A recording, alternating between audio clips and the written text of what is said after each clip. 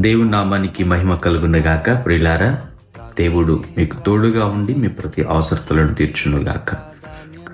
సామెతల గ్రంథము 3వ అధ్యాయము 5వ వచనములో, నీ స్వబుద్ధిని ఆధారము చేసుకునక నువ్వు చేసే ప్రతి దాంట్లో కూడా దేవుని మీద నమ్మకం ఉంచి ముందుకు సాగుము అని రాయబడింది.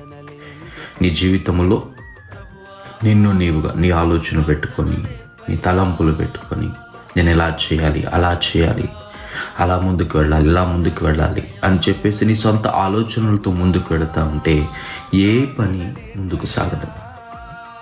దేవునిని ఆధారం చేసుకొని దేవుని సన్నిధిలో వాక్యమును ఎత్తిపట్టి, దేవుని సన్నిధిలో నీ స్వరం ఎత్తి, నీ ప్రతి అవసరతలను ఎత్తిపట్టి, ప్రభువా నీవే నా సహాయం అని నీవు ప్రార్థించడం ప్రారంభించిన మొదలుకొని నిన్ను నీవు ఆధారం చేసుకొనక దేవుని మీద ఆధారపడి నువ్వు చేసే ప్రార్థన దేవుడు ఆలకించి నీకు జవాబు